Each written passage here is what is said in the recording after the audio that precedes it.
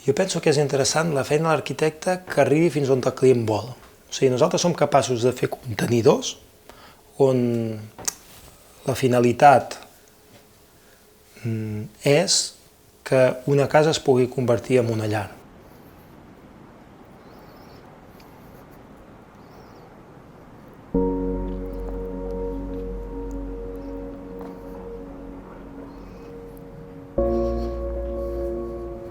De fet, aquest projecte surt un dia que està molt de mal d'esquena, ell és osteòpata i em va dir d'aquí uns anys em faràs la meva casa i va ser una cosa molt divertida, no? Perquè al cap de 3 anys estaven dibuixant el projecte de casa seva, és una família gran que volien un projecte de vida, un somni que tenien per fer-se una casa al mig d'Olot i inclús no tenien ni el terreny. Van trobar aquest terreny, que és un terreny que està aixecat a la ciutat, és quasi les vistes des del primer pis és com un àtic, i a partir d'aquí, entre la seva manera d'entendre la vida i com volien viure i el que ens donava o ens oferia aquest terreny, doncs d'aquí va sortir tot el projecte.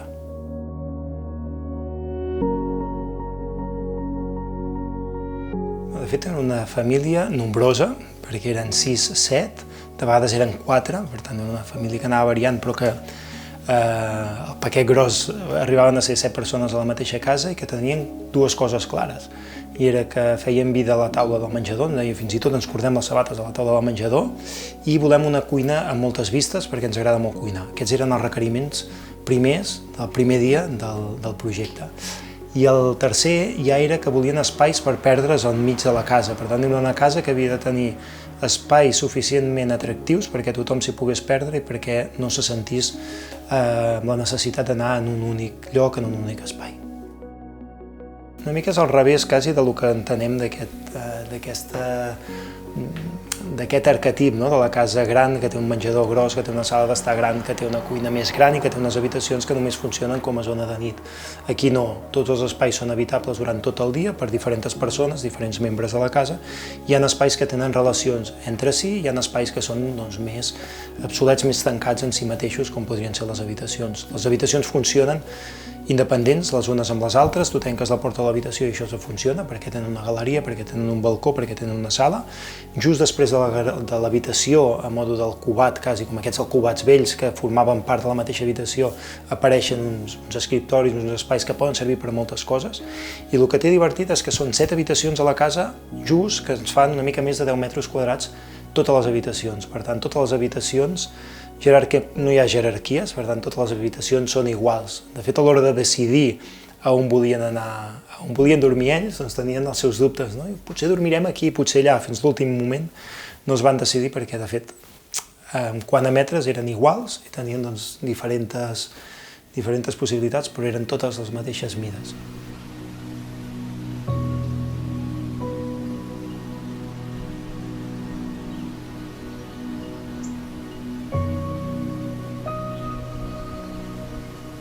Ha sigut un projecte molt bonic de fer perquè hi ha hagut des del primer dia com molta confiança per part d'ells, de dir, des del despatx intentem fer la casa per a vosaltres, per tant intentem entendre la vostra manera de viure per això poder-ho formalitzar d'alguna manera.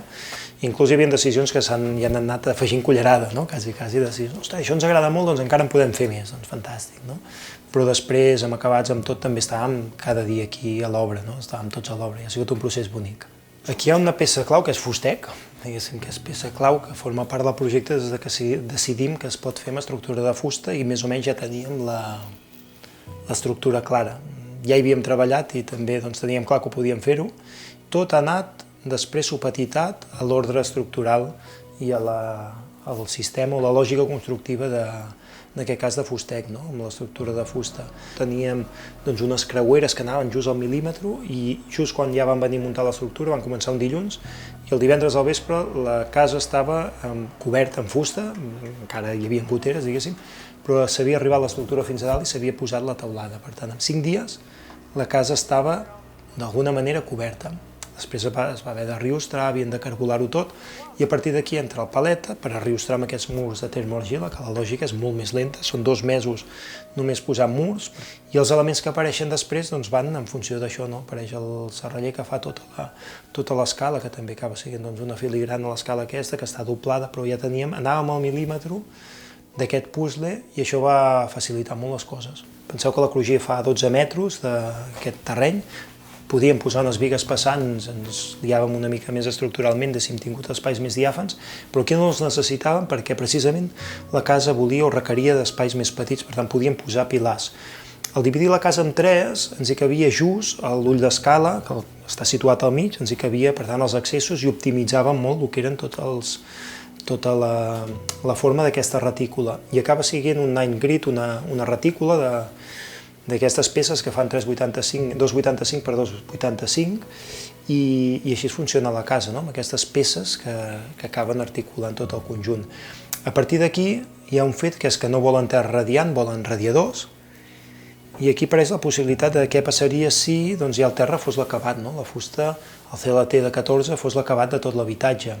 I això ens permet de dir, anem indagant, anem investigant tota la construcció, com poder deixar la construcció al màxim despullada, que es vegi l'estructura. Al final és una estructura habitada amb pocs més acabats que els que deixen normalment en una casa de fusta, per tant no hi ha revestiments, no hi ha ornament, hi ha molt poc ornament, només bàsicament de pintura i és un ornament com molt barat, d'alguna manera com molt obvi, molt senzill. No hi ha ornament i acaba sent tota la mateixa construcció la que configura aquest interior de la casa.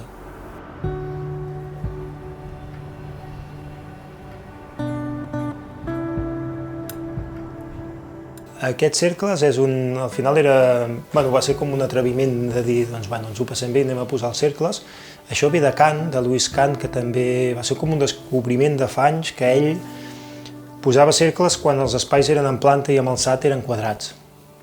I és d'aquestes coses que l'ull entén que és quadrat quan li fas el cercle, no? I amb una cosa molt sutil ho expliques. Aquí al principi no tenia cercles, després vam arribar a dibuixar-ho tot en cercles i a l'obra vam anar arrestant cercles, no? Després, són aquests punts, és una cosmètica, els Herzog de Meuron, no? Parlàvem de la cosmètica en l'arquitectura, que és una cosmètica d'alguna manera molt senzilla, molt barata, perquè només es pinta aquests trossets i en canvi es deixa la termoargila o la fusta amb la condició de parament com si fos una cosa molt preuada, no? La termoargila apareix com un material bonic al darrere perquè està marcada, d'alguna manera és emmarcar aquests materials com si la seva materialitat fos fantàstica i fos molt bona.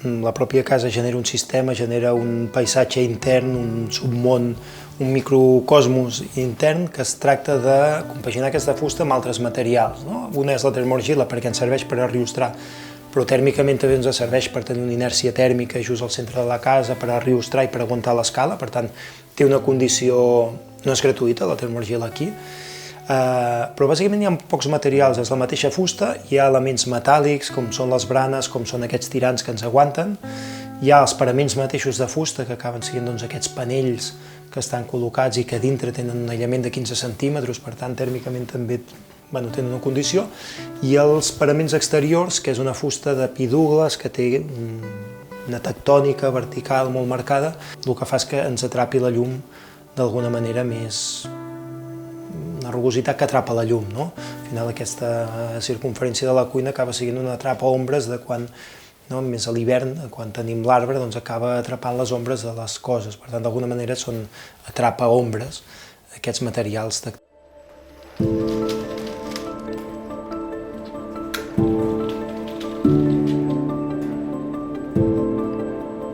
Hi ha unes quantes persianes, de fet, les persianes són de la persiana Barcelona, que també les porta en Pau Sarquella, que fantàsticament aquí ho van fer molt bé amb les persianes.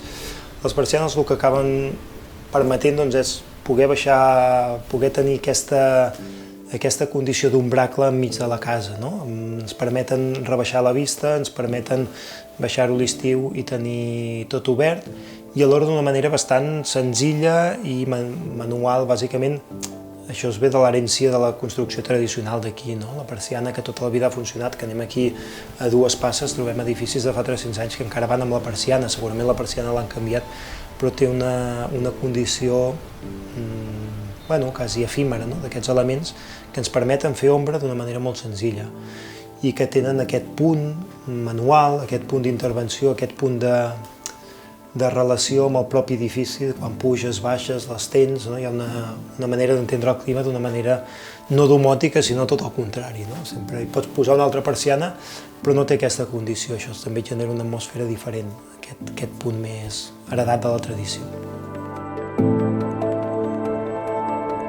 Jo crec que hi ha més consciència, no? També del que estem fent i de la petja que estem deixant a tot arreu. No? Construir també hi ha una part que forma part del procés i dels residus, de tot el que estem fent. Hi ha un inconvenient, no? Quan algú parla de la fusta és que dius que la fusta té un manteniment i es fa malbé. Bueno, és que l'alumini també, el formigó també i tots els altres també. Més que envelliment, ara em comentaven que en dèiem pàtina, no? Doncs és aquesta pàtina que al final va a favor de la fusta. I és entendre una mica que les coses no són perfectes i és preferiblement millor aquestes imperfeccions, aquest pas del temps quan passa la fusta, que quan som capaços de pensar en això, doncs podem construir amb fusta, si no és impossible. No? Hem de construir amb altres coses que vulguin mantenir aquesta aparent perfecció. La fusta és unes altres condicions més humanes, més poètiques, més bucòliques, més moltíssimes altres coses que altres materials no tenen. I em penso que la gent hi ha més consciència i, evidentment, hi ha més gent que ho vol fer.